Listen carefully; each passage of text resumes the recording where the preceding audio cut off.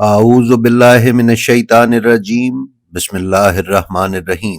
ناظرین و سامعین، السلام علیکم۔ امید ہے آپ خیریت سے ہوں گے اور ہماری ویڈیو سے استفادہ بھی کر رہے ہوں گے۔ ناظرین، 13 رجب المرجب اللہ اور اللہ کے رسول کے بعد کائنات کی افضل ترین ہستی کی دنیا میں آمد کا روز ہے۔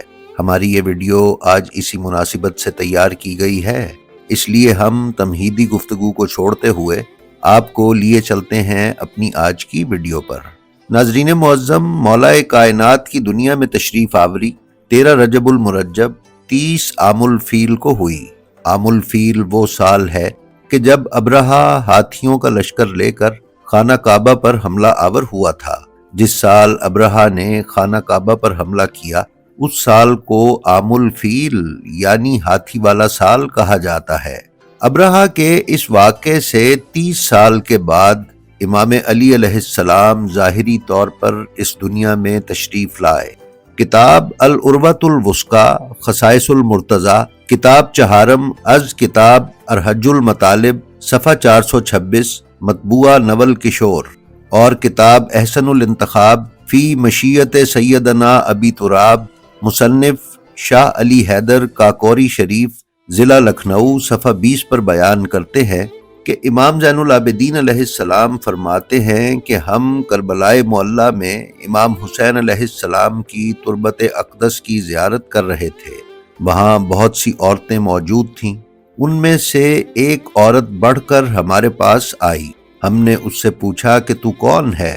اس نے بیان کیا کہ میں قبیلہ بنی سعدہ سے ہوں، میرا نام زبدہ بنت الاجلان ہے۔ ہم نے اس سے کہا کہ اگر تجھے کوئی واقعہ یاد ہو تو ہم سے بیان کر۔ وہ کہنے لگی کہ مجھ سے عمارہ بنت عبادہ بنت فضیلہ بن مالک ابن اجلان الساعدی کہتی تھی کہ میں ایک روز عرب کی عورتوں میں موجود تھی۔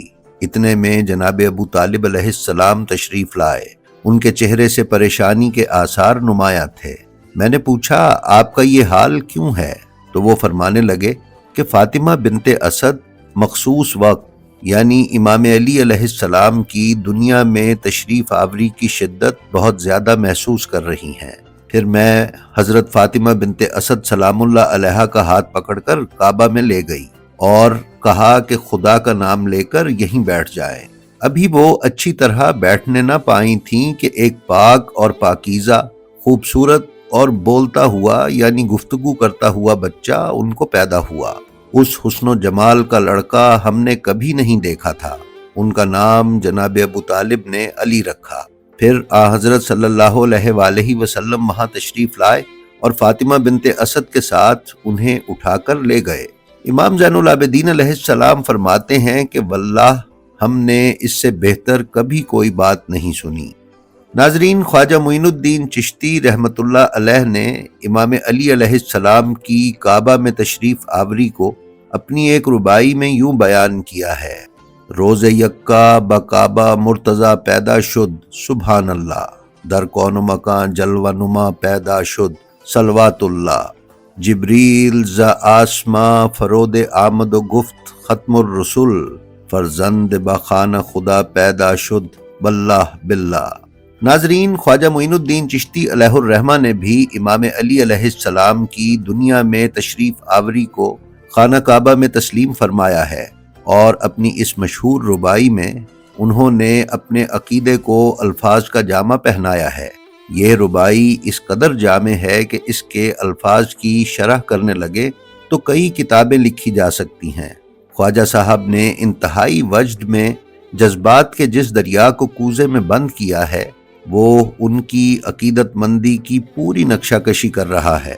پہلے مصرعے میں ذکر میلاد کے ساتھ سبحان اللہ کا لفظ اس بات کا پتہ دیتا ہے کہ کعبے میں مولا علی علیہ السلام کی تشریف آوری ایک نہایت حیران کن اعجاز ہے جو تعجب انگیز لب و لہجے میں بیان کرنے کے لائق ہے۔ دوسرے مصرعے میں بچے کی نورانیت کو تمام کون و مکان کا جگمگانے والا کہہ کر بتایا ہے کہ ایسی نور بار ہستی کے لیے کعبے کی 4 دیواری کو فانوس بننا چاہیے تھا۔ آخری شعر میں پھر مظہر کعبہ کے جلال کے مد نظر وحی آسمانی کو نظم کیا ہے کہ فرشتے نے قسم اٹھا کر مولا کائنات کی دنیا میں تشریف آوری کی خوشخبری سنائی ہے اور فریضہ تہنیت ادا کیا ہے۔ ناظرین، مولا کائنات کی کعبہ میں تشریف آوری پیغمبر خدا صلی اللہ علیہ وآلہ وسلم کی حضرت خدیجہ الکبریٰ سلام اللہ علیہا سے شادی کے 3 سال بعد ہوئی۔ جب آپ اس دنیا میں تشریف لائے تو پیغمبر خدا کی عمر اس وقت 28 برس تھی۔ ناظرین، ملک العلماء قاضی شہاب الدین دولت آبادی نے امام علی علیہ السلام کی دنیا میں تشریف آوری کے سلسلے میں یہ واقعہ اپنی کتاب ہدایت السعداء کے صفحہ 117 پر تحریر کیا ہے۔ وہ بیان کرتے ہیں کہ روایت کی گئی ہے کہ مولا علی علیہ السلام کے کعبہ میں تشریف لانے سے پہلے کعبہ کے اندر 2 سانپ رہا کرتے تھے جن کو مایار الولد کہا جاتا تھا، اس لیے کہ جو بچہ مکے میں پیدا ہوتا تیسرے دن اس بچے کو کعبہ کے اندر لایا جاتا اور وہاں رکھ دیا جاتا۔ وہ سانپ کہ جس کا نام مہک یعنی کسوٹی تھا دیوار سے نکلتا اور بچے کو سونگھتا۔ اگر بچہ حلالی ہوتا تو وہ چلا جاتا، اگر حلالی نہ ہوتا تو وہ پھنکار مارتا جس سے وہ بچہ غش کھا جاتا اور لوگ سمجھ جاتے کہ یہ بچہ حلال زادہ نہیں ہے۔ جب شاہ ولایت حضرت علی کرم اللہ وجہہ کعبہ کے اندر تشریف لائے تو روایت ہے کہ دونوں سانپ نیچے اترے اور سونگنا چاہتے تھے کہ شاہ ولایت نے دونوں کو چیر ڈالا اور ٹکڑے ٹکڑے کر دیا۔ مکہ کے رہنے والوں میں یہ شور ہوا کہ اس بچے نے ہماری اس کسوٹی یعنی حلالی حرامی جاننے والے پیمانے کو فنا کر دیا، اور وہ سب رونے لگے۔ اس پر حضرت سرور کائنات صلی اللہ علیہ وآلہ وسلم نے فرمایا کہ رنجیدہ نہ ہو، خداوند عالم نے تمام عالم کے لیے علی کو کسوٹی یعنی پیمانہ قرار دیا ہے، اور ایک جگہ پر 2 کسوٹیاں نہیں رہ سکتی۔ جو بھی علی اور ان کے فرزندوں کو دوست رکھے وہ حلال زادہ ہے۔ ناظرین، شاہ ولی اللہ محدث دہلوی جو تحفہ اثنا عشریہ کے مصنف شاہ عبد العزیز دہلوی کے والد ہیں اور ہندوستان میں 12ویں صدی کے مجدد مانے گئے ہیں، اپنی کتاب ازالۃ الخلفاء میں امام علی علیہ السلام کی دنیا میں تشریف آوری کے سلسلے میں تحریر کرتے ہیں کہ اخبار متواترہ سے بات ثابت ہے کہ امیر المومنین حضرت علی حضرت فاطمہ بنت اسد کے شکم سے کعبہ کے اندر 13 رجب بروز جمعۃ المبارک 30 عام الفیل میں پیدا ہوئے، اور کعبے میں ان کے سوا کوئی دوسرا بچہ پیدا نہیں ہوا، نہ ان سے پہلے اور نہ ان کے بعد۔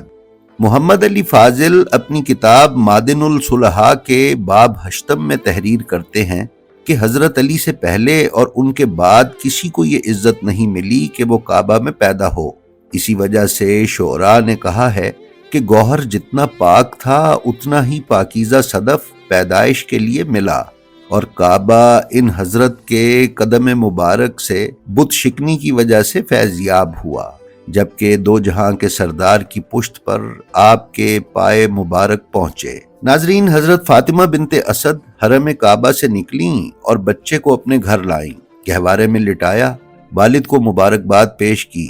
ابو طالب دلیرانہ آگے بڑھے، جھولے کے پاس آئے تاکہ اپنے فرزند کا چہرہ دیکھیں۔ علی نے قیمات کے بندھن سے ہاتھ باہر نکالا اور باپ کا ہاتھ پکڑا، اور جناب ابو طالب علیہ السلام کے چہرے پر خراش آئی۔ جناب ابو طالب علیہ السلام نے کہا، اے فاطمہ، اس لڑکے کا کیا نام رکھا ہے؟ اس کا پنجہ شیر کے پنجے جیسا ہے۔ فاطمہ نے جواب دیا، میں نے اپنے بیٹے کا نام حیدر رکھا ہے۔ مشہور زمانہ مصری عالم و مفکر عباس محمود العقاد مصری اپنی کتاب عبقریت الامام علی صفحہ 43 پر امیر المومنین علیہ السلام کے حالات میں تحریر کرتے ہیں کہ حضرت علی علیہ السلام کعبہ کے اندر پیدا ہوئے۔ خداوند عالم نے حضرت علی علیہ السلام کے چہرے کو پاک و پاکیزہ اور بلند قرار دیا تھا کہ وہ بتوں کا سجدہ نہ کریں، لہٰذا وہ چاہتا تھا کہ ایک نئے انداز اور نئی جگہ ان کی ولادت ہو، پس خانہ کعبہ کو انتخاب کیا جو عبادت گاہ تھی۔ قریب تھا کہ علی علیہ السلام مسلمان پیدا ہوتے، بلکہ حقیقت یہ ہے کہ وہ مسلمان پیدا ہوئے۔ حالانکہ ہم ان کی ولادت پر غور کریں تو معلوم ہو جائے گا کہ وہ فطرت اسلام پر پیدا ہوئے، کیونکہ وہ بتوں کی پرستش سے ناواقف تھے اور نہ کبھی بتوں کی پوجا کی۔ وہ اس مبارک جگہ پیدا ہوئے جہاں سے اسلام کا آغاز ہوا۔ عباس محمود العقاد پھر لکھتے ہیں کہ اس انصاف پرور شہید کا ایسا خاتمہ بخیر ہونا کسے نصیب ہے؟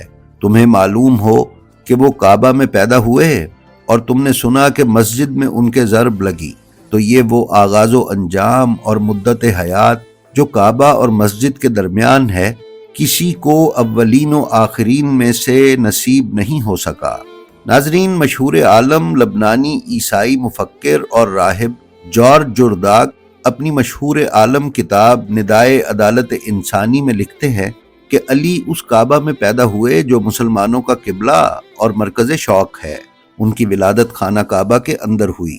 یہ اس وقت کا ذکر ہے کہ جب دعوت اسلام کا آغاز تھا اور جذبہ تبلیغ ذات نبوی میں گھر کر چکا تھا، اور اس پر آشوب دور میں ان کی جائے پناہ ان کے والد ابو طالب علیہ السلام کا گھر تھا، اور یہی محمد کا بھی گھر تھا۔ علی وہ پہلے شخص ہیں جنہوں نے آنکھ کھول کر رسول اکرم اور جناب خدیجہ کو نماز پڑھتے دیکھا۔ وہ جوان نہ تھے، اس کے باوجود سب سے پہلے اسلام لائے۔ مولوی اشرف علی نے اپنی کتاب ریاض الجنان کے حصہ دوئم کے صفحہ 116 پر تحریر کیا ہے کہ جب حضرت علی دنیا میں تشریف لائے تو آپ کا دست مبارک آپ کی آنکھوں پر تھا۔ یہ انداز کمال، مکمل عقل اور جان بوجھ کر کعبہ کے بتوں کو نہ دیکھنے کا پتہ دیتا ہے۔ ناظرین معظم، امام علی علیہ السلام کی خانہ کعبہ میں تشریف آوری اس قدر زیادہ شیعہ و سنی کتابوں میں بیان کی گئی ہے کہ اگر ان کتابوں کے صرف حوالے ہی پیش کیے جائیں تو اس کے لیے کئی گھنٹے کا ویڈیو درکار ہوگا۔ کتاب زندگانی امیر المومنین علیہ السلام میں ہاشم رسولی محلاتی تحریر کرتے ہیں کہ بریدہ بن قانب سے روایت ہے کہ میں عباس اور بنی ہاشم کی ایک جماعت کے ساتھ مسجد الحرام میں خانہ کعبہ کی طرف رخ کیے بیٹھا تھا کہ اچانک فاطمہ بنت اسد سلام اللہ علیہا آئیں اور طواف خانہ کعبہ میں مشغول ہو گئیں۔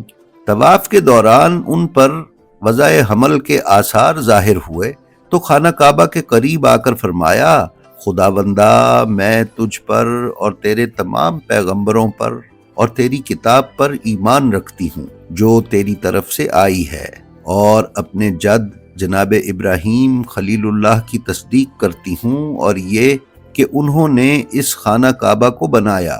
خدایا، اس شخص کا واسطہ جس نے اس گھر کی بنیاد رکھی، اور اس بچے کا واسطہ جو میرے بطن میں ہے، اس کی ولادت میرے لیے آسان کر۔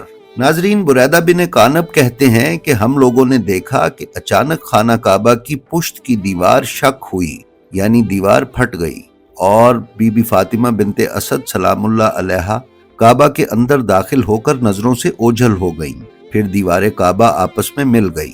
ہم لوگوں نے بڑی کوشش کی کہ خانہ کعبہ کا تالا کھول کر اندر داخل ہوں، لیکن تالا نہ کھلا۔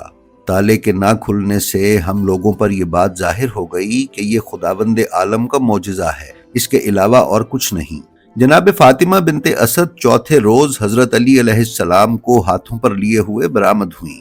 روایت میں ہے کہ فاطمہ بنت اسد سلام اللہ علیہا فرماتی ہیں کہ علی کی ولادت کے بعد جب میں خانہ کعبہ سے باہر آنے لگی تو ہاتف غیبی نے ندا دی، اے فاطمہ، اس بچے کا نام علی رکھو، اس لیے کہ یہ علی و بلند ہے اور خدا علی اعلیٰ ہے۔ میں نے اس بچے کا نام اپنے نام سے جدا کیا ہے اور اپنے ادب سے اس کو مؤدب کیا ہے اور اسے اپنے علم کی باریکیوں سے آگاہ کیا ہے۔ ناظرین، شیخ عبدالحق محدث دہلوی اپنی کتاب مدارج النبوہ میں تحریر فرماتے ہیں کہ جناب فاطمہ بنت اسد سلام اللہ علیہا نے امیر المومنین کا نام حیدر رکھا، اس لیے کہ معانی کے اعتبار سے باپ اور بیٹے کا نام ایک ہی رہے، لیکن جناب ابو طالب نے اس نام کو پسند نہیں کیا۔ یہی وجہ ہے کہ انہوں نے آپ کا نام علی رکھا، اور رسول خدا صلی اللہ علیہ وآلہ وسلم نے آپ کو صدیق کہہ کر پکارا اور آپ کی کنیت ابو ریحانتین رکھی۔ امین، شریف، ہادی، مہتدی، یعصوب الدین وغیرہ القاب سے آپ کو نوازا۔ اس کے بعد عبدالحق محدث دہلوی تحریر فرماتے ہیں کہ حضرت علی علیہ السلام کی ولادت باسعادت خانہ کعبہ کے اندر ہوئی۔ ناظرین معظم، سید مراد علی جعفری نے اپنی شہرۂ آفاق کتاب مولا کائنات میں اہل سنت والجماعت کے 83 علماء کی فہرست فراہم کی ہے کہ جنہوں نے اپنی کتب میں حضرت علی علیہ السلام کی خانہ کعبہ میں نہ صرف تشریف آوری کو تسلیم کیا ہے بلکہ یہ بھی تسلیم کیا ہے کہ یہ شرف حضرت علی علیہ السلام کے علاوہ اولین و آخرین میں سے کسی کو بھی نصیب نہیں ہو سکا۔ جی تو ناظرین، یہ تھی ہماری آج کی ویڈیو۔ ہمیں امید ہے یہ آپ کو پسند آئی ہوگی۔ اگر آپ ہمارے چینل بلینڈ آف ہسٹری پر نئے ہیں تو ہم آپ سے گزارش کرتے ہیں کہ برائے مہربانی اسے سبسکرائب کر لیں، اور اس کے ساتھ ہی ساتھ ہمارا جو ویڈیو آپ کو پسند آئے اس کا لنک اپنے حلقہ احباب میں شیئر کر کے علوم محمد و آل محمد علیہ السلام کی ترویج و اشاعت میں ہمارے حصے دار بنیں۔ آپ اپنا اور اپنے متعلقین کا بے حد خیال رکھیں اور خلق خدا میں آسانیاں تقسیم کرتے رہیں۔ خدا آپ کا حامی و ناصر ہو۔ السلام علیکم۔